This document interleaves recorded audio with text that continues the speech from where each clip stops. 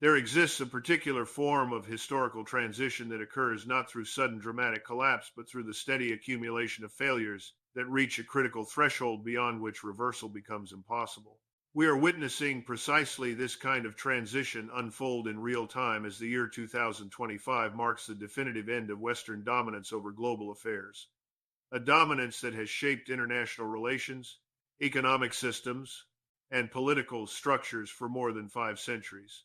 This is not hyperbole or alarmist prediction. This is the sober assessment of observable reality for those willing to look beyond the sanitized narratives and comfortable delusions that Western media continues to propagate. The convergence of multiple systemic failures across military, economic, diplomatic, and moral dimensions has created a situation where Western influence is not merely declining but actively collapsing, and the architecture of power that will replace it is already taking concrete form in institutions, alliances, and economic networks that operate independently of Western control.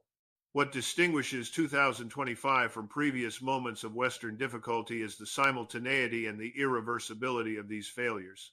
The West has faced challenges before, has endured setbacks and periods of doubt, but always possessed the underlying strength to recover and reassert dominance. The industrial capacity was there. The financial leverage was intact. The military superiority remained unquestioned. The moral narrative, however hypocritical, still commanded sufficient belief to sustain coalitions and justify interventions.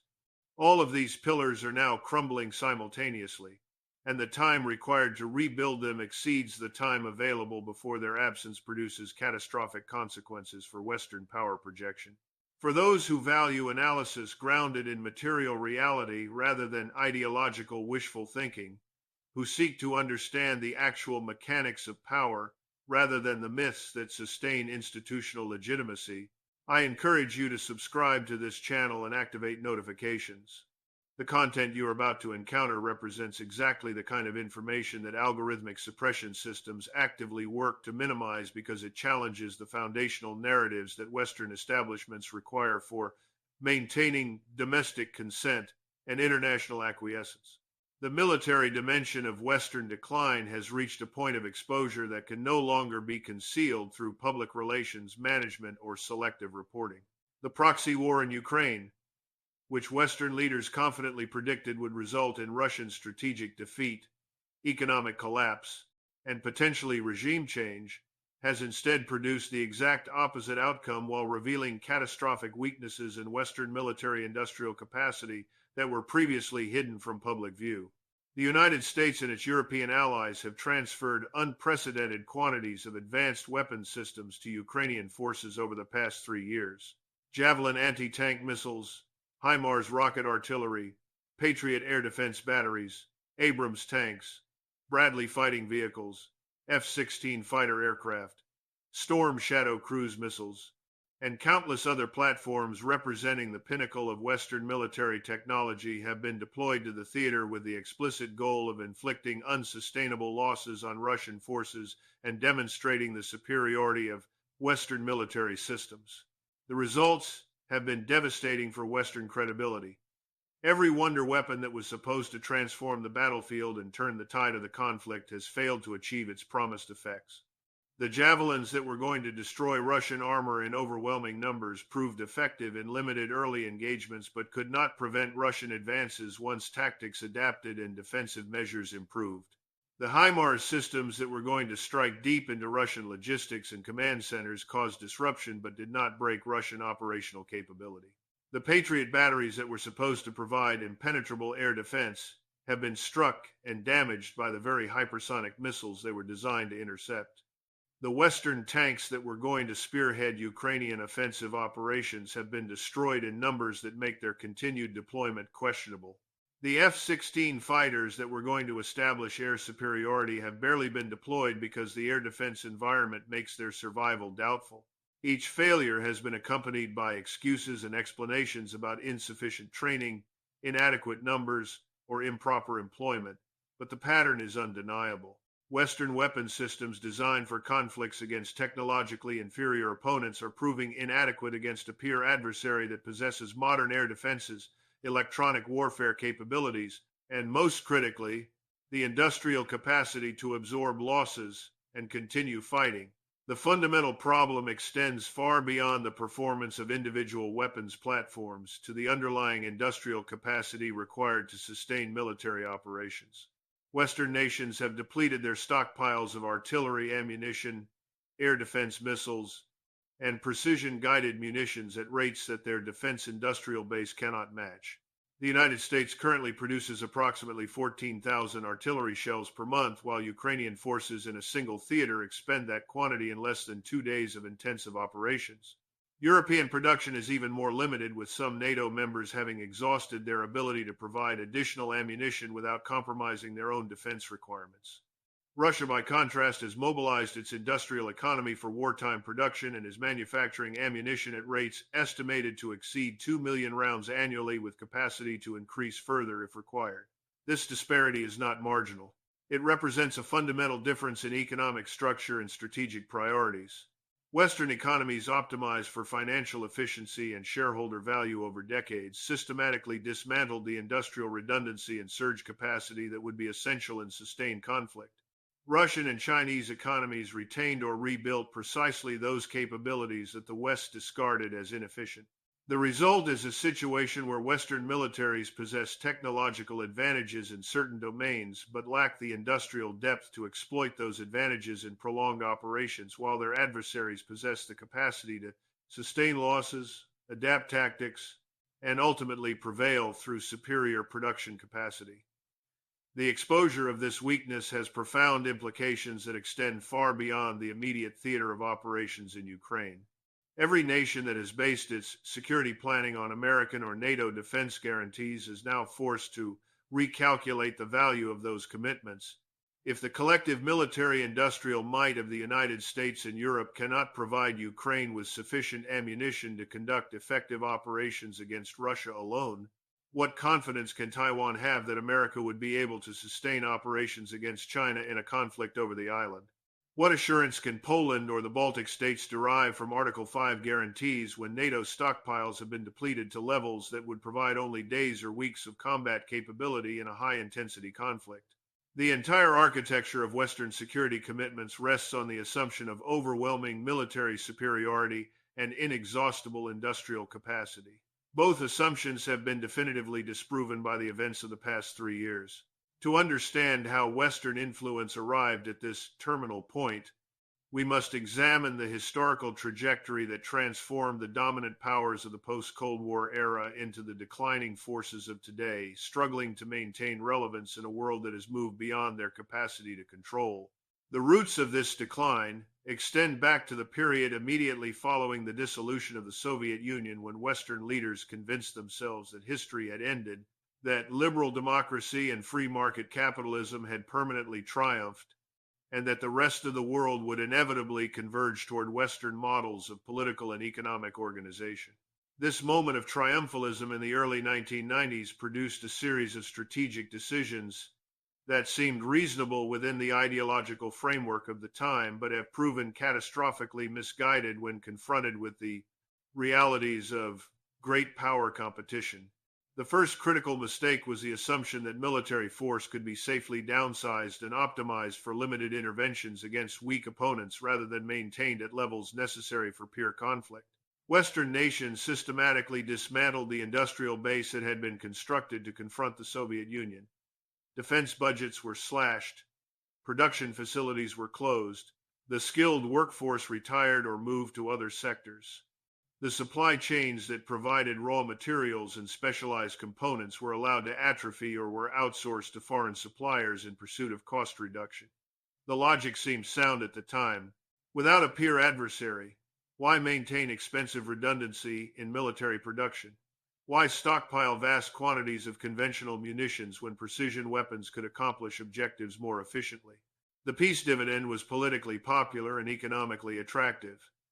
The problem was that the entire strategy rested on the assumption that peer competition would never return, that Russia would remain weak and China would remain compliant, and that Western technological superiority would be sufficient to handle any challenges that might emerge. Every one of these assumptions has been proven false.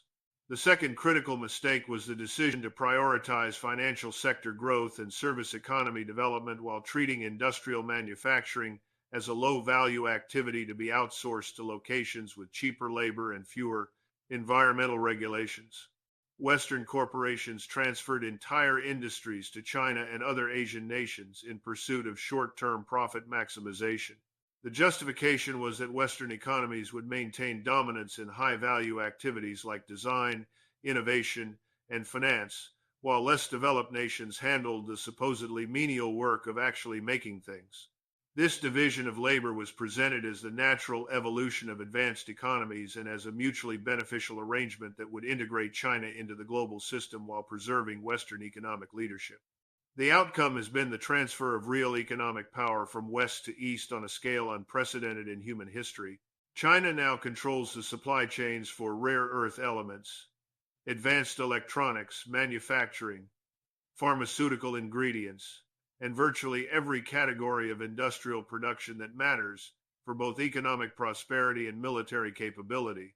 The West discovered during the COVID pandemic that it could not produce sufficient quantities of basic medical supplies without Chinese manufacturing.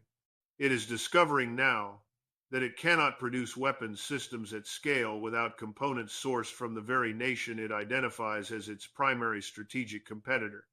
This is not economic interdependence.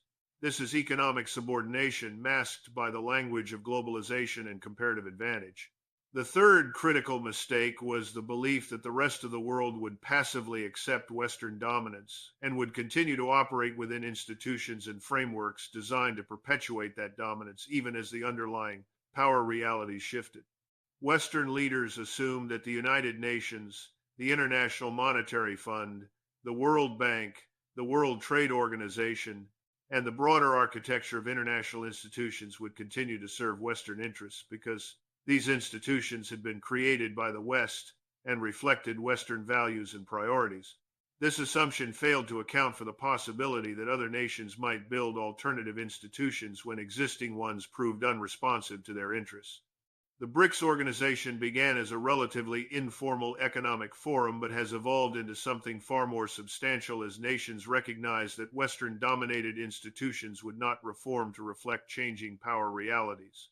The Asian Infrastructure Investment Bank was created because existing development institutions were inadequate and too heavily influenced by Western political considerations. The Shanghai Cooperation Organization emerged as a security framework independent of Western alliance structures. Alternative payment systems were developed to reduce dependence on Western financial infrastructure. None of these developments occurred in isolation. They represent a coordinated effort by the non-Western world to create parallel structures that can function independently of Western control. The fourth critical mistake was the destruction of Western moral credibility through a series of disastrous military interventions justified by humanitarian rhetoric but producing catastrophic humanitarian outcomes. The invasion of Iraq based on fabricated intelligence about weapons of mass destruction, the destruction of Libya under the pretext of protecting civilians, the prolonged chaos in Syria resulting from Western support for insurgent groups, and the chaotic withdrawal from Afghanistan after 20 years of failed nation building have created a track record that makes Western claims about defending democracy and human rights impossible to take seriously. When the United States lectures other nations about respecting sovereignty while maintaining troops in Syria to control oil fields in direct violation of international law, when European nations preach about human rights while supporting a genocide in Gaza, when Western leaders condemn authoritarian measures abroad while their own allies implement martial law at home, the hypocrisy becomes so blatant that it destroys any remaining moral authority that might have survived previous betrayals. The global majority watches this behavior and draws rational conclusions about the true nature of Western power and the value of Western promises. This brings us directly to the moral and institutional collapse that has accelerated dramatically over the past year and has exposed the internal contradictions that Western systems can no longer conceal or manage. The foundational narrative of Western liberalism has always claimed that democratic governance, respect for human rights, and adherence to the rule of law distinguish Western nations from authoritarian alternatives and justify Western leadership of the international system. This narrative was always more aspiration than reality, more marketing than substance. but it served an important function in mobilizing domestic populations and attracting international partners. The events of the past several years have shattered this narrative so completely that reconstruction is no longer possible. The Western response to dissent, to economic crisis, and to geopolitical challenge has revealed that the commitment to liberal values is conditional at best and entirely absent when those values conflict with the preservation of power. Consider the systematic suppression of political opposition that has accelerated across Western nations under various justifications related to combating misinformation, preventing extremism, or protecting democracy itself. Journalists who challenge official narratives on issues from COVID policy to foreign wars face deplatforming, demonetization, and in some cases criminal prosecution. Political movements that question the wisdom of continued escalation with Russia are labeled as agents of foreign influence and subjected to investigation and marginalization. Social media platforms operate as extensions of state power, censoring content and suspending accounts based on opaque criteria that consistently favor establishment positions over dissenting voices. The security state apparatus that was supposedly created to protect citizens from external threats has been turned inward to monitor, categorize, and suppress domestic populations that might challenge the policies of ruling establishments. This is not the behavior of confident democracies secure in their legitimacy and responsive to public opinion. This is the behavior of decaying systems desperately trying to maintain control as the gap between official narratives and observable reality grows too large to be bridged by persuasion alone. Consider the economic policies that have systematically transferred wealth from the working and middle classes to financial and corporate elites, while the costs of housing, healthcare, education, and basic necessities have risen far beyond what ordinary incomes can sustain. The Western model promises prosperity through free markets and innovation, but the reality for most citizens has been stagnant wages, declining living standards, and the elimination of the economic security that previous generations took for granted. When populations protest these conditions or vote for political movements that promise change, they are told that there is no alternative, that the current system is the only viable option, and that their suffering is necessary for maintaining competitiveness in the global economy. Meanwhile, the elites who created and profited from these policies insulate themselves from the consequences through asset inflation, tax avoidance, and the capture of political institutions that might otherwise impose accountability. The social contract that sustained Western democratic systems has been broken by those who benefited most from its existence, and the resulting resentment and alienation create political instability that these systems are increasingly unable to manage through traditional mechanisms of representation and reform. Consider the response to the COVID pandemic, which revealed the authoritarian impulses lurking beneath the surface of Western liberal governance. Populations were subjected to lockdowns, movement restrictions, mandatory medical interventions, and the suspension of basic civil liberties on a scale and duration that would have been unthinkable before the crisis. These measures were implemented with minimal democratic deliberation, often through executive decree or emergency powers that bypass normal legislative processes.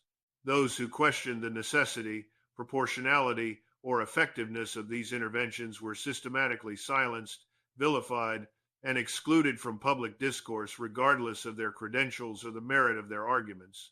The rehabilitation of these authoritarian measures as necessary and proper exercises of state power has set precedents that future governments will certainly invoke when the next crisis provides justification. The lesson learned by Western populations is that their rights exist only at the sufferance of authorities and can be suspended whenever those authorities deem such suspension necessary. This understanding fundamentally undermines the claim that Western systems offer greater freedom or respect for individual dignity than alternative models of governance. Consider the treatment of protests and popular movements when they challenge core establishment interests versus when they align with those interests. The Freedom Convoy in Canada, which represented working-class opposition to vaccine mandates, was met with emergency powers, financial deplatforming, and police action that would have prompted international condemnation if employed by a non-Western government against protesters. The farmers' protests across Europe against environmental regulations that threaten their livelihoods have been largely ignored by media that normally celebrates grassroots activism. Meanwhile, protests supporting establishment positions on issues like climate change or social justice receive extensive sympathetic coverage and face minimal interference from authorities. The pattern reveals that the right to protest is not a universal principle, but a privilege extended to those whose demands do not threaten existing power structures. The hypocrisy has become so systematic and so visible that populations within Western nations and observers around the world can no longer ignore it. When the United States supports a military coup in one country while condemning elections in another based not on any consistent principle but purely on whether the outcome serves American interests, when European nations preach about press freedom while criminalizing speech that offends protected groups or challenges historical narratives, when Western leaders lecture others about corruption while their own systems are captured by lobbying, revolving door employment between government and industry, and legalized bribery in the form of campaign contributions, the moral authority necessary for leadership evaporates. The rest of the world watches this decay and concludes that Western systems offer not a superior model to be emulated, but a cautionary tale about the terminal stage of political systems that have exhausted their legitimacy and turned parasitic upon the populations they claim to serve. The economic dimension of Western decline has accelerated to a point where the mechanisms that previously allowed the West to extract wealth from the global economy and maintain living standards despite declining productive capacity are breaking down in ways that cannot be reversed through monetary policy or financial engineering. The foundation of Western economic dominance for the past 5 decades has rested on control of the global reserve currency, control of international financial institutions, and the ability to run permanent trade deficits while exporting inflation to the rest of the world through dollar hegemony. This system allowed Western nations, particularly the United States, to consume far more than they produced, to finance vast military expenditures without corresponding tax increases, and to maintain welfare states without the industrial base that would normally be required to generate such wealth. The mechanism worked as long as the rest of the world was willing to accept dollars in exchange for real goods, to hold dollar-denominated assets as stores of value, and to conduct international trade using dollars as the medium of exchange. The weaponization of this system through sanctions, asset seizures, and the exclusion of nations from dollar-based payment networks has taught the entire world that participating in the Western financial system represents a political vulnerability rather than simply an economic choice. The rational response to this recognition is diversification away from dollar dependence, and this is precisely what we are witnessing accelerate dramatically in 2025. The BRICS nations have moved beyond discussion of alternatives to concrete implementation of new payment systems, new development banks, and new mechanisms for conducting trade in local currencies or in commodity-backed instruments that bypass the dollar entirely. China and Russia conduct the vast majority of their bilateral trade in yuan and rubles. India purchases Russian oil in rupees. Saudi Arabia has begun accepting yuan for oil sales, breaking the petrodollar arrangement that has been a cornerstone of dollar dominance since the 1970s. The United Arab Emirates has established currency swap agreements with multiple nations to facilitate trade without dollar intermediation. Brazil and Argentina have initiated discussions about a common currency for South American trade. These are not theoretical proposals or distant possibilities. These are operational realities that are reducing dollar demand and dollar recycling in measurable ways. The implications for Western living standards are severe and unavoidable. When demand for dollars declines, the value of existing dollar holdings declines, which means inflation for populations whose wages are denominated in dollars. When fewer nations need to hold dollar reserves, demand for U.S. government debt declines, which means higher interest rates and increased debt service costs that crowd out other government spending or require tax increases that populations are increasingly unwilling to accept. When the ability to run trade deficits without consequences diminishes, Western nations must either reduce consumption to match production or rebuild the industrial capacity that would allow production to match consumption. Neither option is politically palatable or economically easy after decades of financialization and deindustrialization. The first option requires accepting lower living standards. which populations will resist through political mobilization that could destabilize existing governing arrangements. The second option requires massive investment in industrial capacity, infrastructure, and workforce development over timeframes measured in decades, while competing against nations that already possess these capabilities and can produce at lower cost. The Western economic model has been built on foundations that are eroding rapidly, and there is no policy mechanism available that can restore those foundations quickly enough to prevent serious economic disruption. The financial sector that has dominated Western economies for decades is particularly vulnerable to this transition. Banks, investment funds, and financial institutions have operated on the assumption that dollar dominance is permanent, that Western capital markets will remain the deepest and most liquid in the world, and that returns can be generated through increasingly complex financial instruments divorced from underlying productive activity.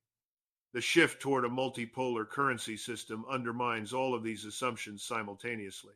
If the dollar is no longer the undisputed global reserve currency, dollar-denominated assets become riskier and less attractive. If alternative financial centers emerge in Asia and elsewhere offering competitive returns without the political risks associated with Western jurisdiction, capital will flow toward those alternatives.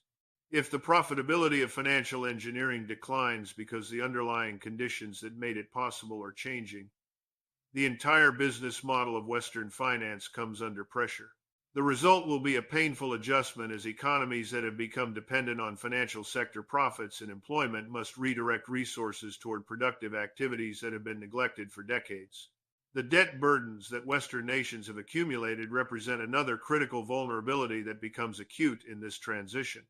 The United States has federal debt exceeding $35 trillion, with deficits running over $1 trillion annually and accelerating. European nations collectively carry debt burdens that would be unsustainable without the support of the European Central Bank, purchasing government bonds to suppress interest rates.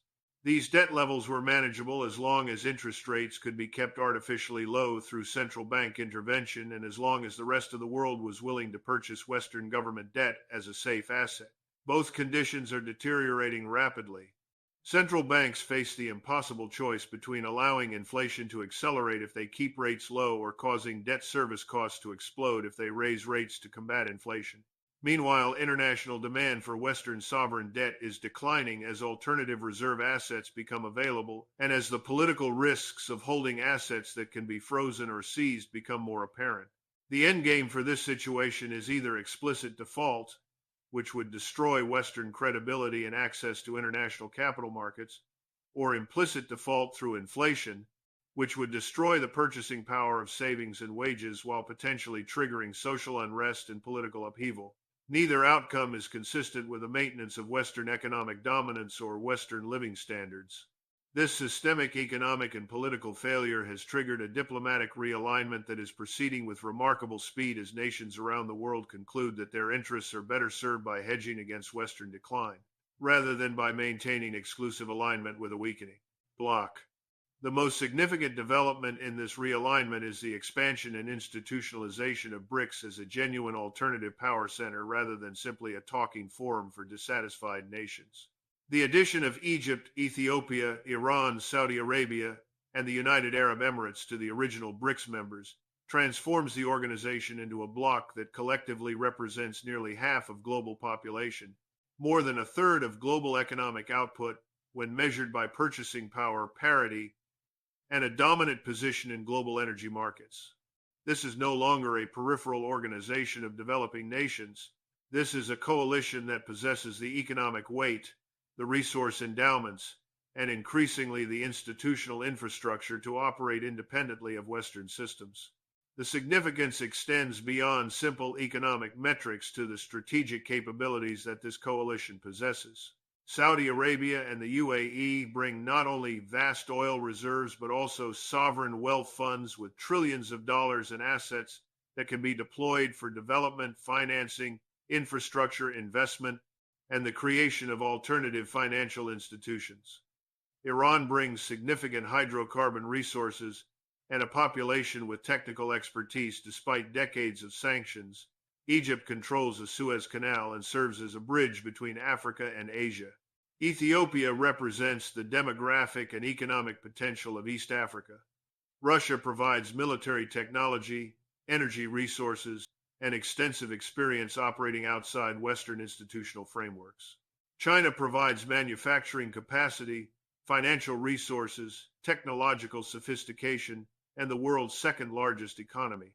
India adds another massive population, growing industrial base, and increasing technological capability. Collectively, these nations can provide virtually everything necessary for economic development, military security, and technological advancement without requiring Western participation or approval.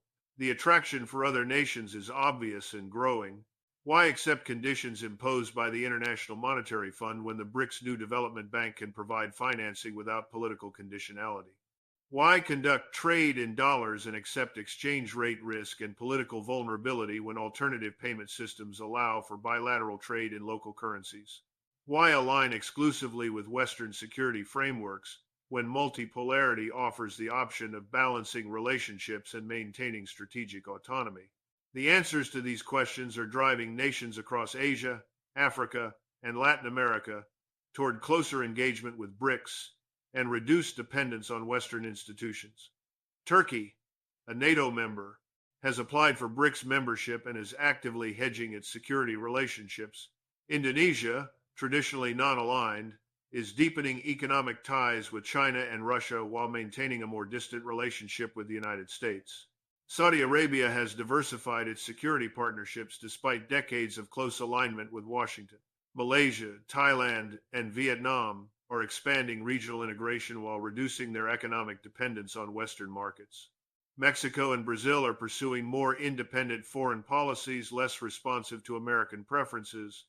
Nigeria and South Africa are positioning themselves as leaders of African engagement with a multipolar order. The pattern is consistent across regions. Nations are concluding that the era of Western dominance is ending and that their long-term interests require preparation for a world where power is distributed among multiple centers rather than concentrated in Washington, Brussels, and London.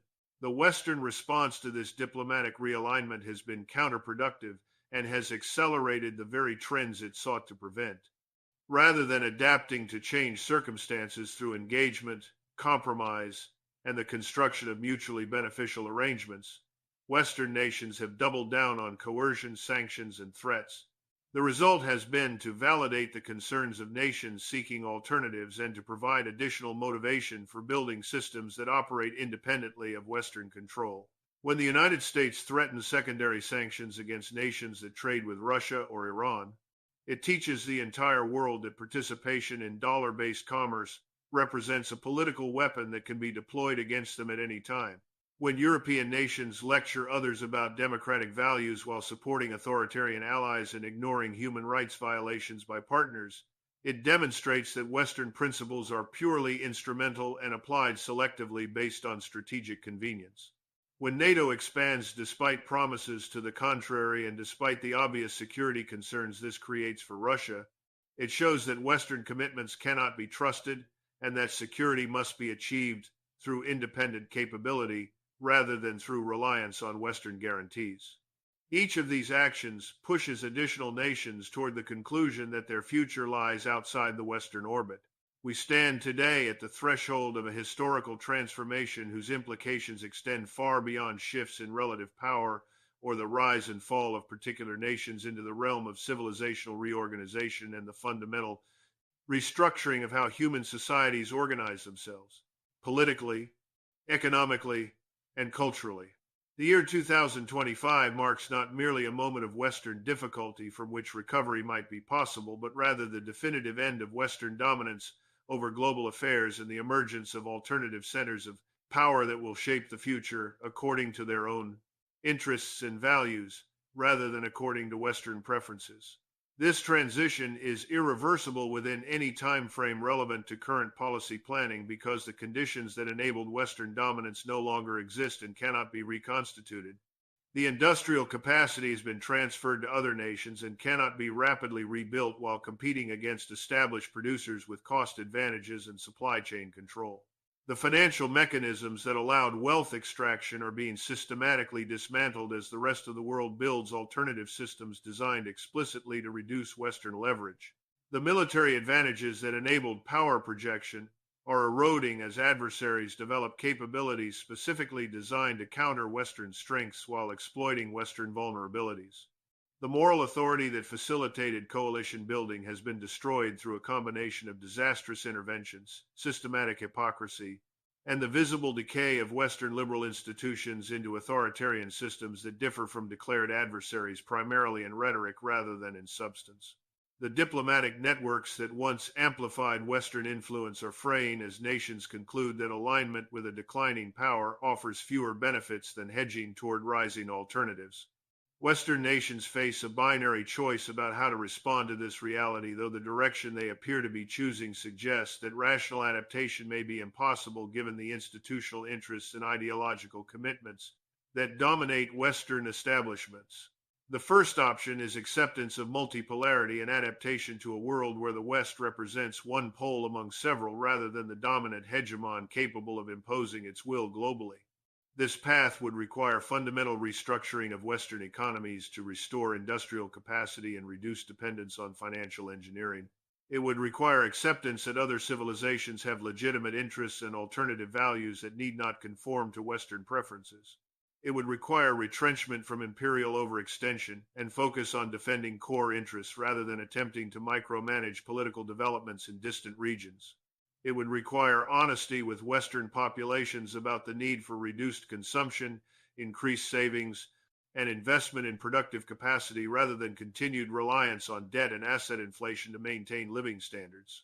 Most fundamentally, it would require Western elites to acknowledge that their model has failed, that their assumptions were wrong, and that their credibility has been exhausted. This is the path of managed decline, of preserving what can be preserved while accepting losses that are unavoidable, of finding a sustainable position in a multipolar world rather than pursuing the impossible goal of restored hegemony. The second option is denial and escalation, the refusal to accept changed realities, and the determination to preserve dominance through increasing applications of pressure, coercion, and ultimately force. This is the path that current Western leadership appears to have chosen based on their actions regarding Russia, China, and the broader challenge to Western prerogatives. It involves continued economic warfare through sanctions despite their demonstrated ineffectiveness and their tendency to accelerate the very dedollarization that undermines Western power. It involves military escalation and proxy conflicts designed to weaken adversaries despite the revelation that Western military-industrial capacity cannot sustain such conflicts. It involves information control and narrative management to prevent Western populations from recognizing the magnitude of the failure despite the growing gap between official claims and observable reality. It involves the weaponization of every institution and every tool of state power to preserve existing arrangements despite the accelerating erosion of the foundations on which those arrangements rest. This path leads inexorably toward confrontation between nuclear-armed powers whose interests are fundamentally incompatible, toward economic crisis as the mechanisms of wealth extraction break down faster than alternatives can be constructed, toward domestic political instability as populations recognize that their leadership has bankrupted their future in pursuit of unattainable goals, and toward the potential for catastrophic outcomes that previous generations worked desperately to avoid. The historical parallels are clear for those willing to examine them honestly. The British Empire faced similar choices as its global position eroded through the first half of the 20th century. The intelligent response would have been early adaptation and managed retrenchment to preserve what could be preserved. Instead, Britain clung to empire through 2 world wars that destroyed its economic base and exhausted its population before finally accepting in the 1950s and 60s that the imperial era had ended. The Soviet Union faced comparable choices in the 1980s as the costs of maintaining global commitments exceeded available resources. Mikhail Gorbachev chose reform and retrenchment, which led to the dissolution of the Soviet system but avoided catastrophic war. The United States and its European allies now confront the same decision point but with less time available and with greater risks if the choice is denial rather than adaptation. The difference is that contemporary Western elites appear psychologically incapable of the kind of honest self-assessment that adaptation would require, their legitimacy rests too heavily on the myths of Western superiority and indispensability. Their economic interests are too deeply invested in the perpetuation of existing arrangements, and their ideological commitments prevent acknowledgement that alternative systems might be viable or that Western models might have fundamental flaws. The rest of the world is not waiting for Western nations to make this choice.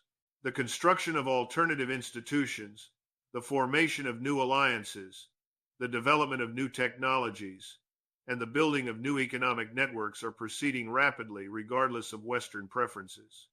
The question is not whether a multipolar world will emerge, but rather whether the transition will be managed peacefully through negotiation and accommodation or will be contested through escalation and conflict.